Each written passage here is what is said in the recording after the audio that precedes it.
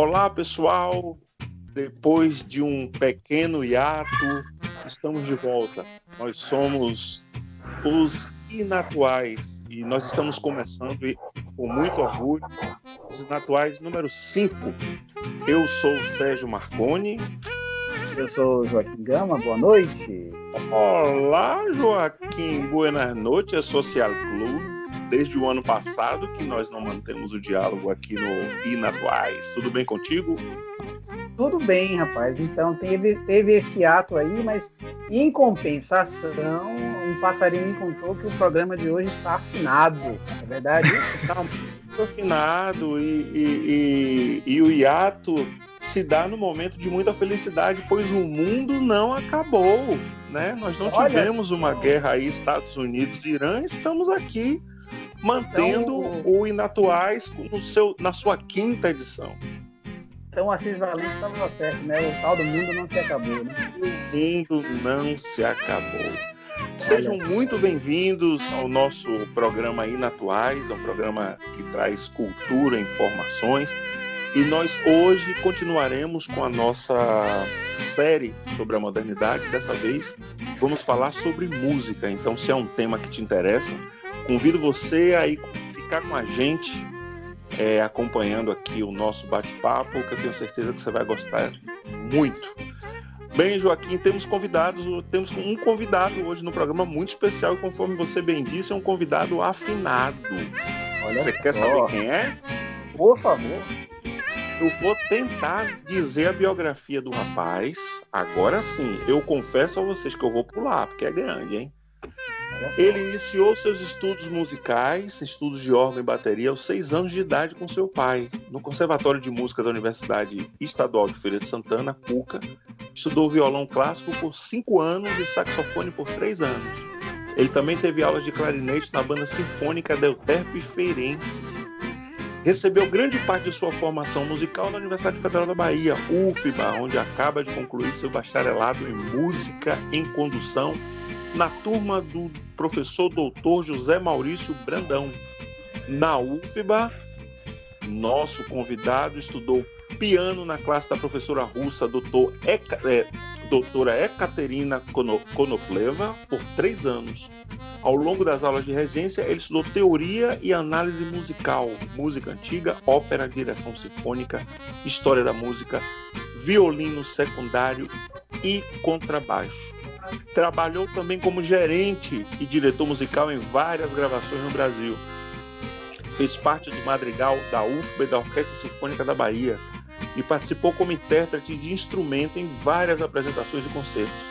Ele fez estágio de 1 ano como cantor da UFBA Madrigal e 1 ano como monitor em ensino de regência e prática de orquestra, orientado pelo professor Brandão. Nós temos o orgulho hoje de apresentar Jonatas Leal Gonçalves dos Santos. Seja bem-vindo, Jonatas.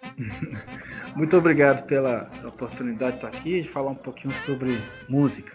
É um prazer. Prazer todo nosso. Você sabe que eu pulei aqui sua biografia, né? Eu sei que você já tem aí uns 60 anos para ter uma biografia longa dessa. Hã? É verdade, esse aí foi o resumê que eu mandei para as universidades americanas. É o único texto que eu tenho, o mais resumido que eu tenho, né? O legal dos Estados Unidos é que eles não gostam de coisas muito grandes. Então eles pedem para a gente escrever um texto de 1 página para escrever toda a nossa experiência. Aí acabou virando minha... Entendi. Eu acho isso fantástico. Eu achei isso maravilhoso. A gente brasileiro fala muito, americano fala pouco, tudo é prático. Tem que pegar isso também. A pragmática norte-americana. Ele está falando isso dos Estados Unidos, Joaquim, porque ele foi aceito no mestrado em regência orquestral da Georgia State University, em Atlanta, nos Estados Unidos, na classe do professor Dr. Michael Palmer, e começará a estudar o mestrado em agosto de 2020. E eu já desejo a você, Jonatas, muito sucesso e que a gente tem certeza, não sei nem se você volta, né? Ou se você vai ficar lá pelo Metropolitan de Nova York, não sei, enfim. E passo a bola aí para você, Joaquim, para você fazer aí as primeiras perguntas. De antemão, Jonatas, eu também te dou os meus parabéns. Fico muito feliz. Música, eu acho que neste mundo é a minha grande paixão, né? E fico muito feliz em ver alguém avançando nos estudos de música, mais um músico aí para o mundo, né? Mais alguém que lida com música. Parabéns e vida longa à sua vida, seus projetos, tá? Amém. Obrigado. Eu queria, já que a gente está nessa temática da modernidade, né? Essa entrevista com você faz parte dessa série sobre modernidade que a gente está fazendo. Eu queria te perguntar uma coisa em relação a isso. Jonatas, você acha que nos últimos 300 anos a relação da humanidade com a música ela mudou substancialmente? E se mudou, você acha que mudou para pior ou para melhor? Olha, essa é uma pergunta difícil. Primeiro porque a gente tem que, se a gente começa a perceber que a história ela não é linear, ela é um feixe de muitas histórias acontecendo ao mesmo tempo, a resposta é depende. Vai depender da região, vai depender do seu foco de olhar, vai depender da sua epistemologia. Por exemplo, se você dá uma olhar para a música do ponto de vista litúrgico e religioso, houve diferenças significativas. Se você olha do ponto de vista social, se a gente olhar apenas no mundo ocidental, que é o mundo que nós vivemos, houve diferenças significativas. Então, isso é uma pergunta muito difícil. Por isso que, quando a gente faz essa pergunta se que a música piorou ou melhorou, eu digo que não. Eu digo que a música continua sendo aquilo que ela sempre foi. De maneira muito simples, ela é feita para expressar aquilo que uma comunidade, um povo ou um indivíduo quer expressar. É isso. A música ela é basicamente isso. Agora, como que ela vai se expressar, isso vai depender de muitos fatores. Muitos, mas é muitos mesmo. Você ainda acha que a humanidade, portanto, tem necessidade da música, mesmo hoje? Sem dúvida. Sem dúvida. Na verdade, não é só a música que eu acho que ela precisa de arte de um modo geral. Uhum. Porque existem muitas formas de tentar responder isso. Do ponto de vista cristão, você vai ver muitos teólogos cristãos, como Agostinho e Jerônimo, ou Santo Agostinho e São Jerônimo para os católicos, definindo o porquê da arte, principalmente a música, ela é ser muito importante. Baseado em filosofias de Platão e fazendo uma relação com o pensamento do apóstolo Paulo, a ideia da música e da arte é para representar o todo, o cosmos, a harmonia. Aquilo que Roger Scruton, ele renasceu com a ideia do belo. Um filósofo, Roger Scruton, morreu tem 2 dias. Exatamente. Por isso que eu estou relembrando ele, porque essa é uma visão muito, muito clássica de música, que acabou se tornando um pensamento muito recorrente por muitos séculos na música ocidental e, de certa maneira, até a música moderna. Quando nós olhamos do ponto de vista estrutural e harmônico, ela ainda tem essas bases. A ideia de uma música que ela é feita de maneira muito perfeita e matemática, um conjunto de fórmulas matemáticas, 2x4, 3x4, para ser o mais perfeito possível. Por isso que eu falo que é muito complicado. Esse é um pensamento milenar, mas que ainda está vivo hoje. Eu passo que hoje você também tem desconstruções disso que também aconteceu em séculos atrás. Por isso que a história não dá para ser vista de maneira linear. Joaquim, nessa primeira questão aí, eu considero extremamente pertinente, falou aí de 300 anos. Jonathan, seria possível a gente, já que a gente está falando da modernidade, a primeira pessoa que nós entrevistamos foi o escritor, o poeta João Filho, e a gente pediu esse mesmo exercício para ele. Eu vou te pedir o mesmo exercício. Seria possível a gente situar um momento na história, um século, em que a música se transformou numa música moderna, já que estamos falando de modernidade? Se você conseguir situar, você pode dizer como ela era feita antes e como ela passou a ser feita depois do advento da música moderna? Primeiro, a literatura de música, ela não disse que a música moderna começa no século XVI. Talvez na literatura, talvez na pintura, em outras artes, o século XVI, ali 1500, o final de 1400, foi muito importante. Para a literatura musical, para a história da música, entende-se como o surgimento do modernismo meados de 1300, principalmente em 1350, com um compositor francês chamado Philippe de Vitry. E esse período ele foi chamado de Ars Nova, que é um termo meio pejorativo para dizer de nova arte, contrária à arte antiga. Então veja que para a música, uma quebra de paradigma, ela não começa em 1500, o mercantilismo, aquele contexto ali que está mais comum para nós ouvirmos, mas a quebra de paradigma começa em 1350. E qual era o contexto ali de 1350? Primeiro, você teve a construção, um século antes, da famosa Catedral de Notre-Dame, em Paris, famosíssima, importantíssima para a arte. E qual é a importância da Catedral de Notre-Dame?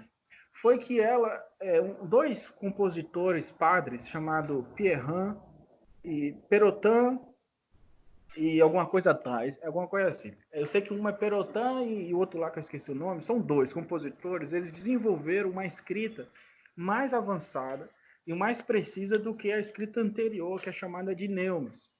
Segunda coisa é que a escola de Notre Dame, por uma série de questões de disputas religiosas entre a igreja cristã do Ocidente e a igreja cristã do Oriente, que estava sofrendo perseguições já do Império Otomano, ou seja, a igreja cristã do Ocidente estava perdendo a sua força. A igreja do Ocidente também estava envolvida em cruzadas, ela estava envolvida em uma série de questões políticas, ela estava fortalecendo os impérios daquela época. Então acontece que as igrejas locais, elas começaram a perder a força e a influência que o papado em Roma estava exercendo.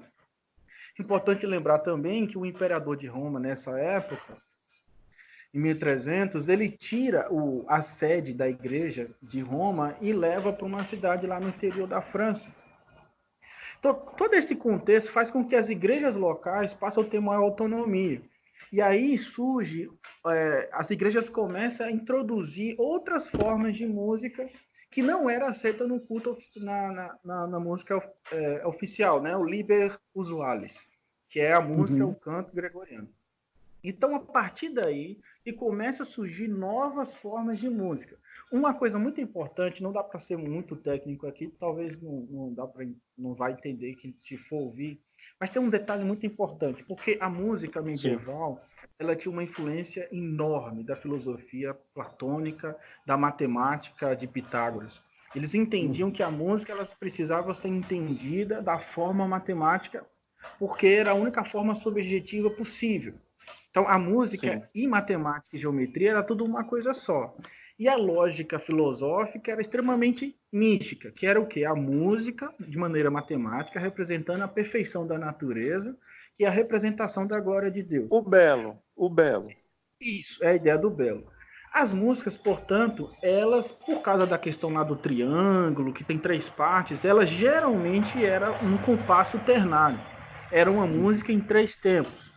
Se você pegar o curso da música medieval, ela era sempre escrita em 3 tempos. Uma questão muito óbvia, porque 3 é o símbolo da Trindade, da Santíssima Trindade. Vamos sofrejar para o nosso ouvinte esse tempo ternário. Rapidinho, um ritmo importante para o ternário é a valsa. Ela é em 3 tempos, que é um ritmo francês. Então, né? sofejando seria tan, tan, tan, tan, tan, tan, tan. Exatamente. Pronto, ok. Então, essa métrica em 3, ela gera é chamada de isorritmia, ou seja, os ritmos eles são feitos em compassos muito simétricos. Uma mudança muito simples, mas que caracterizou uma quebra muito grande, foi porque as músicas passaram a não ser compostas mais em 3 tempos, mas em 2 tempos, o chamado de composto binário. E as músicas, as missas, os motetos, que foram feitos a partir de 1350, passaram a ser escritas em 2 tempos. O que eles estavam querendo dizer de maneira contextual aí, em 1350, é que eles estavam abrindo para a música humana. porque o 2 é o símbolo do humanismo, ao passo que o 3 é o símbolo do divino, o 2 era o símbolo Isso já em isso ainda em 1300. E isso aí em Porque 1300. o senso comum nos leva a crer que essas ideias só haveriam a partir do século XVI. No entanto, no século XIV, a gente já podia, o homem já vislumbrava esse tipo de substituição. O ternário simbolizando a Trindade, substituindo por algo binário que era humano, né? Humanismo. Na verdade, essa disputa, essa relação entre o divino e o humano, ou como Agostinho chama de a disputa entre a lei e a graça, é o termo muito comum no meio cristão, ela sempre houve. No período medieval inteiro, você vai ver essas discussões. A questão é que a Igreja Católica, a Igreja Cristã da época, ela era centralizada num corpo único. E isso permitiu que esse pensamento voltado mais para o divino, vamos ser muito simples aqui, ela conseguisse se manter por muito tempo. Isso não quer dizer que nos bastidores, por debaixo dos panos, não houvesse uma quantidade enorme de padres tendo visões e filosofias humanistas, e que o pensamento humanista grego e de outras filosofias, como filosofia oriental, chinesa, indiana, também não estava correndo debaixo dos panos. Isso sempre ocorreu. Por isso que o termo modernismo é um termo muito ambíguo. Se você for olhar do ponto de vista musical, ele é extremamente ambíguo. Porque o primeiro modernismo que aconteceu foi justamente os padres cristãos, de certa forma, pelo menos o modernismo ocidental. Né? A gente não coloca o mundo oriental na história, mas deveria, porque o mundo oriental é importante. Mas no mundo ocidental, eram padres que começou... Vamos deixar um pouco... Desculpa interromper, mas assim, vamos deixar um pouco mais claro para o ouvinte, para que quando a gente fala em modernismo, talvez o ouvinte confunda com os movimentos do início do século XX. Vamos falar em modernidade. Porque, legal. Obrigado. Para a gente diferenciar, porque se a gente fala em modernismo, a gente vai lembrar aí, né, do início do século XX, as vanguardas e tal. Bom, só isso. Vamos lá. Isso, eu gosto muito do termo progressismo. Eu acho que tem épocas da história e que a humanidade ela olha para frente, para o futuro, com um certo otimismo. Ela fica saturada com as coisas do passado, as tradições, e há uma tendência ao progressismo. Eu gosto dessa expressão, eu acho uma expressão boa. Ao passo que tem períodos em que as pessoas começam a olhar para trás e enxergar coisas boas do passado e trazer de volta. Por exemplo, o Renascimento, por exemplo, foi as pessoas olhando para frente, mas usando as ferramentas do passado. Por isso que é chamado de Renascimento. Certo. Usando as ferramentas do classicismo. Do classicismo. É um retorno a toda aquela filosofia e aquela ciência anterior. Mas ela estava olhando para frente. E o Renascimento tem uma coisa importante, que também é um movimento, é uma tentativa de modernizar o sistema da Europa, deixar bem claro o que a gente está conversando aqui, a pergunta, e nos livros de história que nós temos no Brasil, e na maioria das línguas que eu já li, em inglês, em parte em alemão, sempre vai colocar a Europa como um centro da história. É uma narrativa. Isso não quer dizer que a história seja resumida apenas na Europa, principalmente França, a Alemanha, Itália, em parte a Inglaterra. Isso não quer dizer que o resto do mundo, todo mundo era macaco, ok? Sim. Mas se a gente for pensar do ponto de vista da Europa em si, era um povo que estava olhando para aqueles elementos do passado, né, e estava trazendo de volta para olhar para o futuro. Então, o Renascimento era basicamente isso.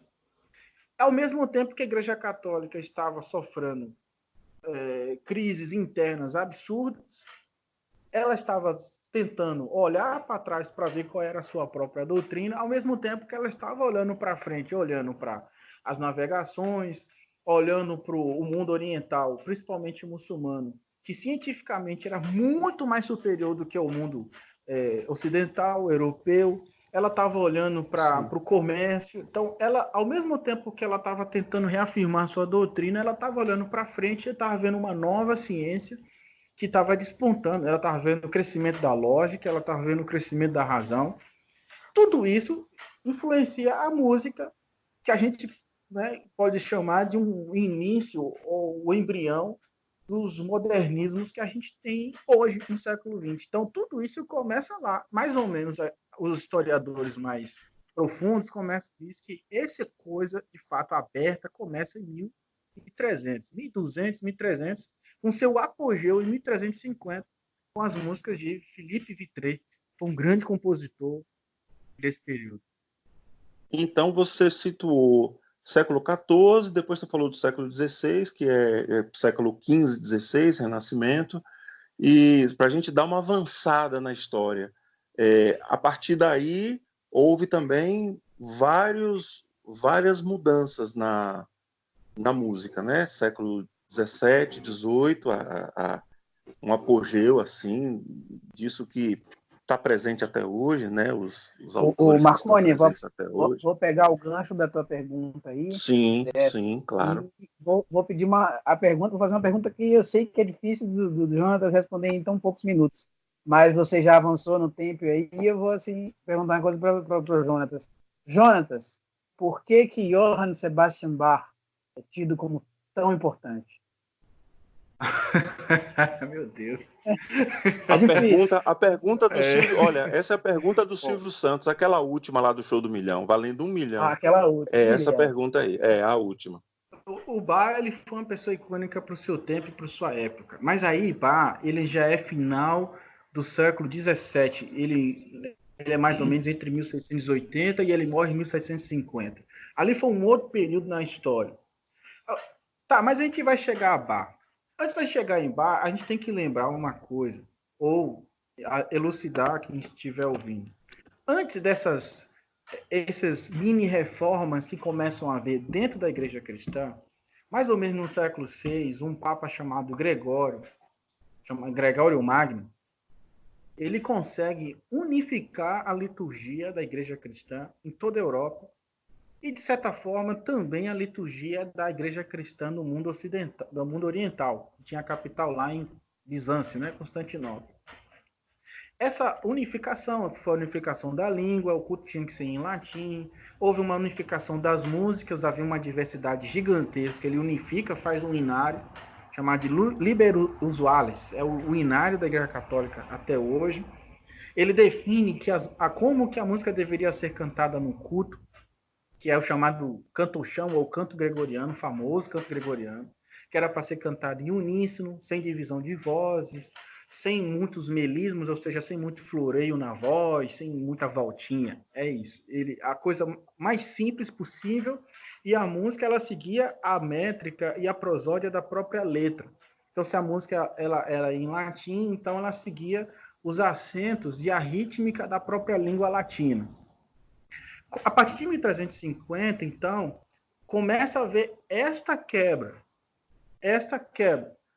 E a música ela começa a surgir outros elementos, né? Por exemplo, surge o organo, que é uma outra melodia, uma segunda melodia cantada uma quarta abaixo, que dava sustentação à melodia de cima, ou superior.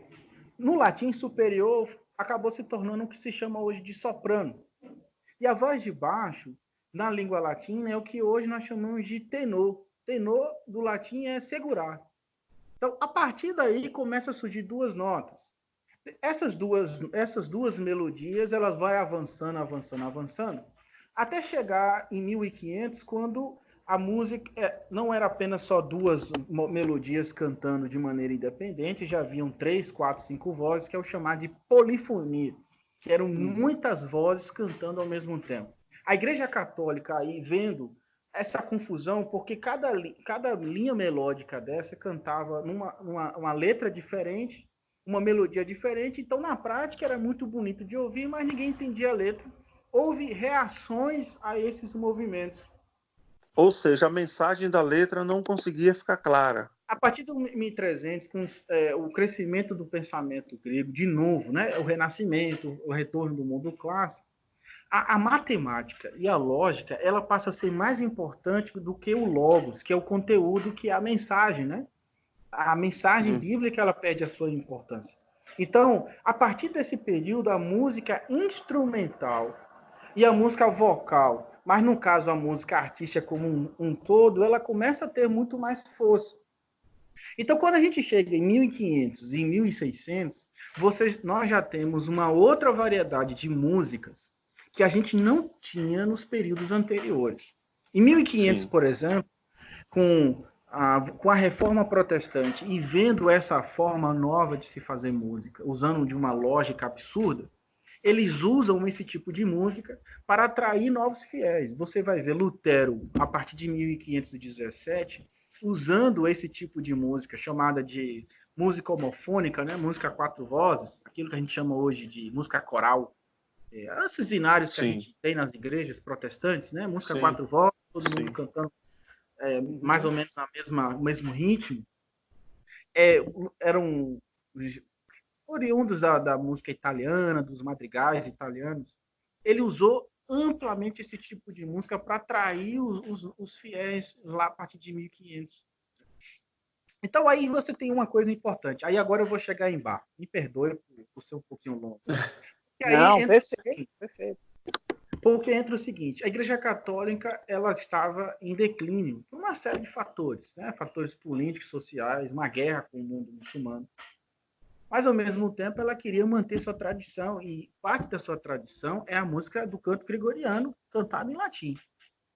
Por outro lado, surgiam os protestantes, os discípulos de Lutero na Alemanha, mais tarde, os discípulos de João Calvino em Genebra, que já estavam, a mensagem de João Calvino já tinha chegado na Inglaterra, no final de 1580, 1590, e já estava fazendo uma confusão geral.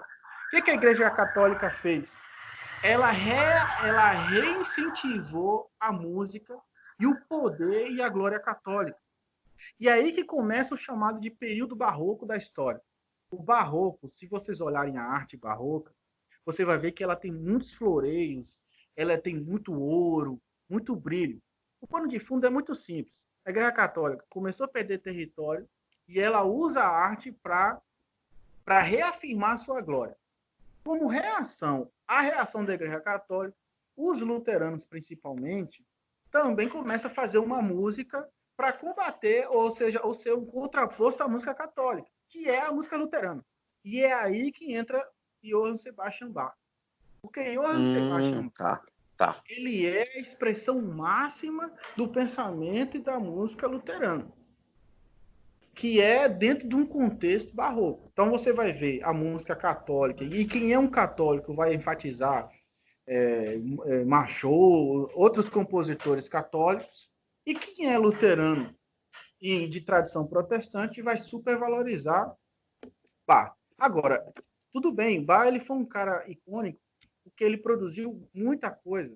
Ele produziu muitos materiais de ensino, o cravo bem temperado, invenções a duas vozes. É difícil um pianista que não tenha estudado Bach de alguma maneira, porque ele escreveu muita coisa. Ele era um professor, na verdade.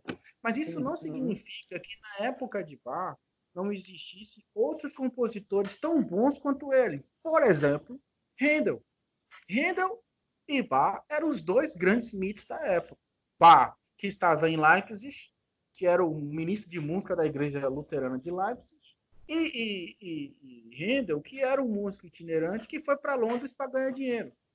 Mas os dois eram grandes compositores, grandes, completamente diferentes no estilo. Handel já era mais progressista do que Bach. Bach ficou preso ainda à música renascentista. Era um conservador da música. E Handel já era um moderninho, mais moderno, mais progressista e tal. Mas os dois eram grandes compositores. Agora, eu acho, sem querer desmerecer, eu gosto demais de Bach, e Bach realmente é um malucão, um cabeção. Mas eu acho que Bach ele acabou sendo usado como uma moeda da disputa política e religiosa entre o mundo cristão, protestante e católico da sua época. Ele é o ícone disso. E ele representa essa música protestante, o pensamento protestante, a política e a sociologia protestante, a cosmovisão, essa é a palavra. Como a cosmovisão protestante ela triunfou muito com os Estados Unidos, com a própria Alemanha, com a Inglaterra. Então acaba que o Johann Sebastian Bach também acabou tendo uma projeção muito grande.